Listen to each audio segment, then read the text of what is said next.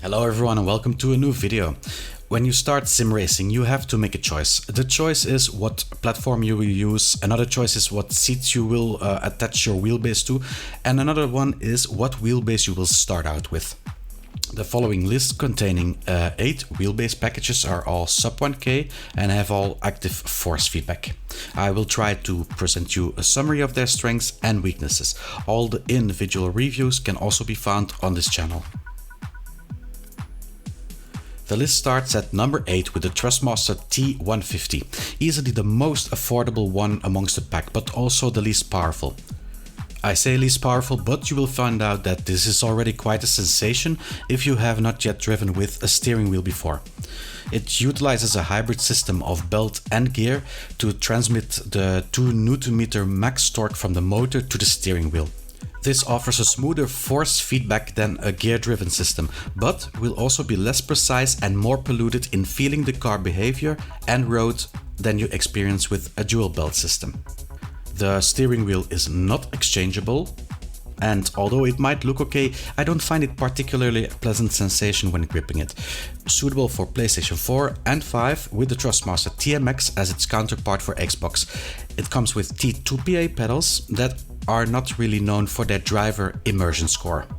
For the people on a budget but that want to have at least the minimum of sim racing, this is an ideal set. I mean, it will give you a taste of how sim racing can be. Spot number 7. Solid, made to last, luxurious and complete is what you might call the Logitech G27. It was a fantastic wheelbase when it was released and loved by many, just like its predecessor the G25. Unfortunately, with the compatibility only to the older generation of PS3, the only use for it would be on PC.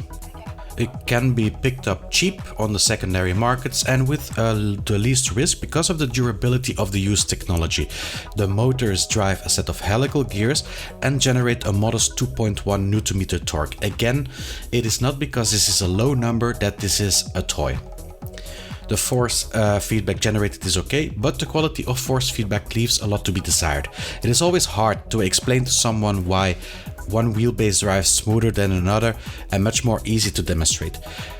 The gears sliding into each other will cause for a certain amount of flex on the force feedback.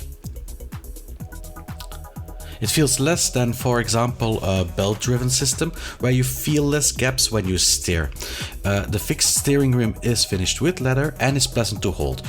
One more positive thing, the set does include a decent set of pedals with carved biters. Always handy. It's a quality rim, good pedals, very happy with that. So the entire G27, it breathes luxury. It's a very nice set. Only thing, it is not compatible with the PlayStation 4, PlayStation 5, which is very much a shame out of the box. But there are always solutions to hook it up towards the newer consoles, but you need some third-party box to make that happen. And yeah, well, it is complete. You get the shifter with it. That's fantastic. It's okay. It's not the best shifter, but at least it is a shifter. They put it in it. It's like the only base that I bought that had the shifter included. Spot number 6, the G923 and the G920. So one for PlayStation 4, other one for Xbox. Also compatible with PlayStation 5. It has 2.2 Nm max torque, which is about the same as the G27.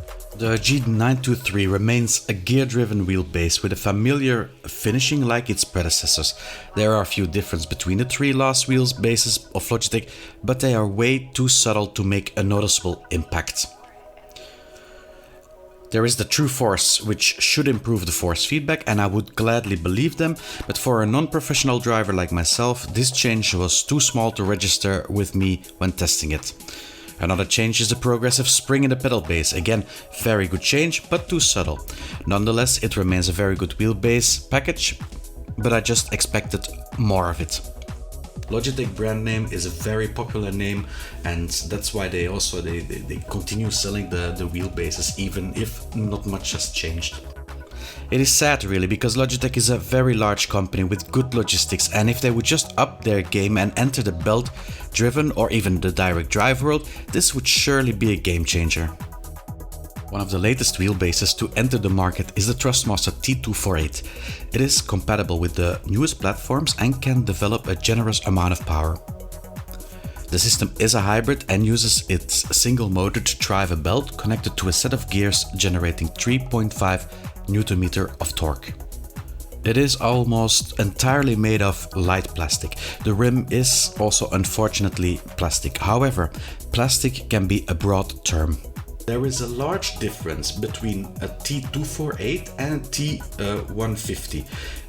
The difference is that when you grip the T248 steering wheel, that it feels actually, I think it feels nice.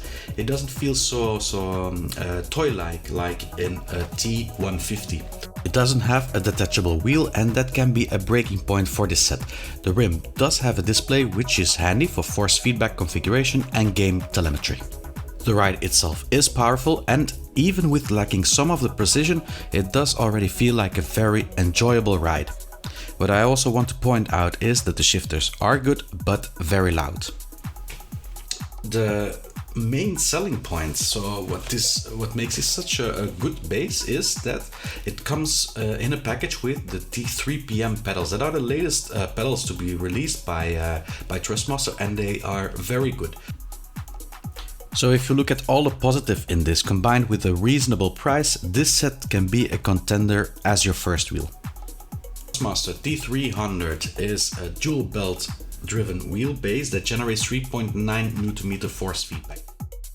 Both the power and precision in this wheelbase for this price makes this wheelbase the current benchmark.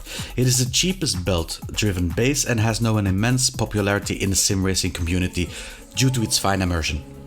The rim is detachable, but the standard included one is already quite decent quality wise. The design of both rim and wheelbase are not spectacular, but it is clean. For Xbox compatibility, you can buy the Thrustmaster TX with the same hardware. The downside? Yeah, well, the pedals. For the RS version you get the 2-pedal base that looks and feels cheap. For the RS GT version you get the T3PA pedals, which feature 3 pedals and Hall sensors, but still are miles away from the quality of the T3PM pedals included with the T248.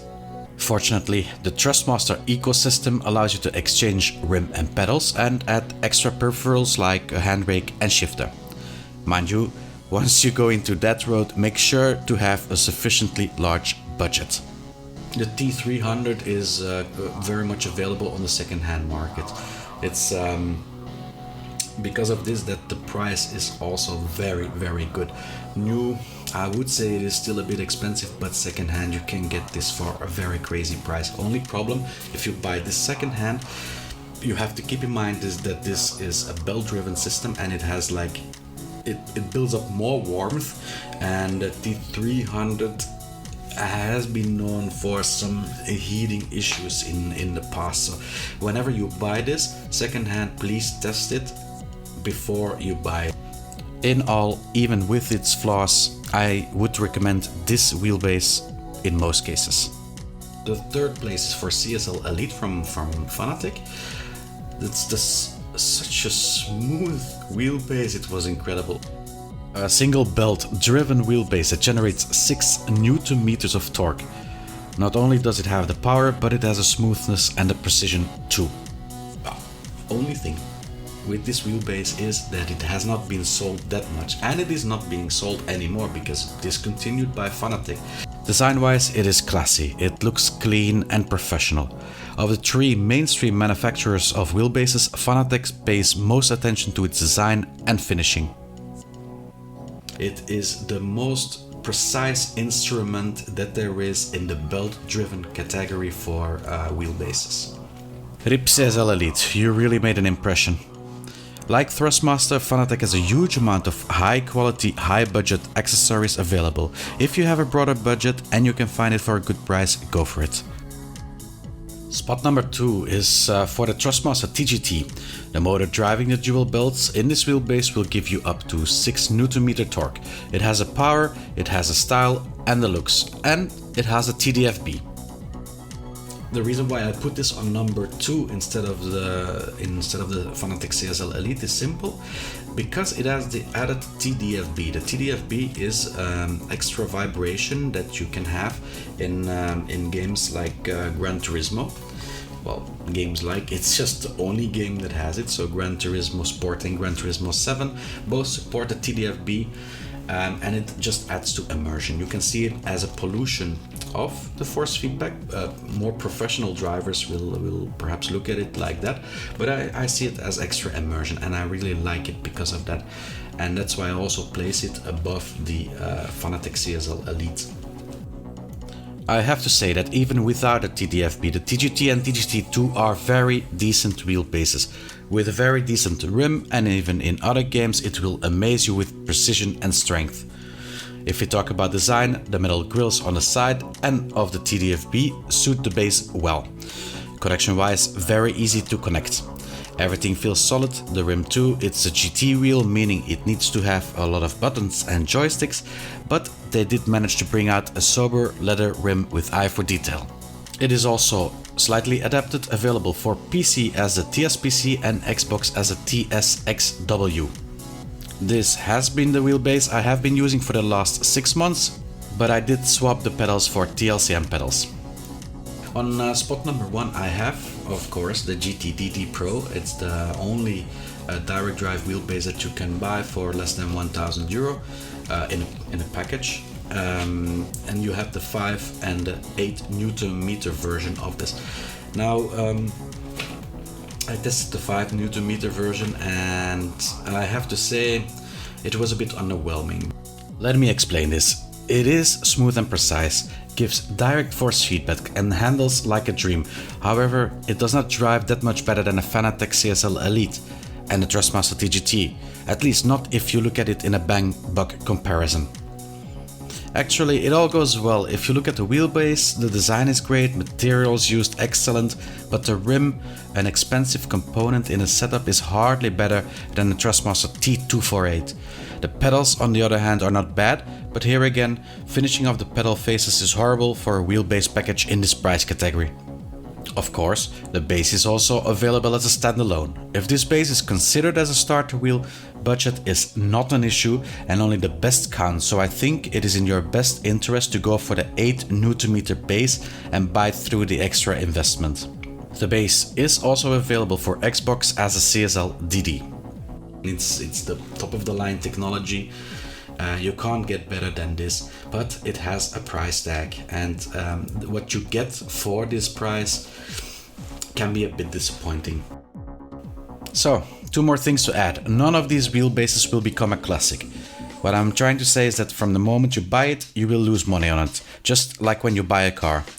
Also, just like with a car, some wheelbases cost a lot more, but also lose less of their value over time.